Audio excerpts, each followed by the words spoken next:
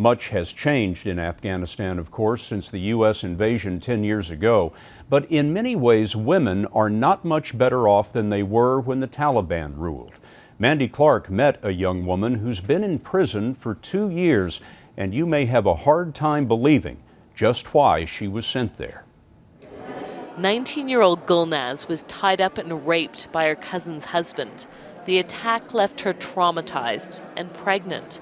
But when she reported it to the police, instead of being protected, she was thrown in jail. I do feel like I'm being punished twice. I don't know why Afghanistan has this law, she says. Her attacker was married, so she was sentenced to 3 years for adultery. She gave birth to a daughter, Mushkan, on the prison floor over a year ago. Women aren't often seen as victims. They're just seen as, often less than cattle. Kim Motley is an American lawyer representing Gulnaz. She took on the case to highlight the injustice and prejudice Afghan women face. What they say doesn't hold the same weight as what a man says. So, even though this woman says that I was raped, if the man says I wasn't, I didn't rape her, then that's good enough. Gulnaz only has 3 options.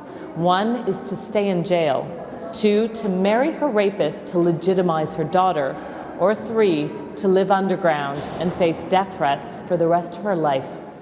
Death threats because a woman's reputation is everything in this ultra-conservative society. More than 300 women currently in prison face a similar situation. But what makes Gulnaz's case different is that she received a presidential pardon due to the publicity around her case. Given her options, Gulnaz has decided to marry her rapist, becoming his second wife and trading her cell for what she believes is another kind of prison. Yes, he ruined my life, but I have no other options, she says. It's because of my daughter I am doing this. Getting married is the only way she can ensure a future for her daughter. Mandy Clark, CBS News, Kabul. Mandy tells us that the rapist is in jail for his crime, but in another strange twist.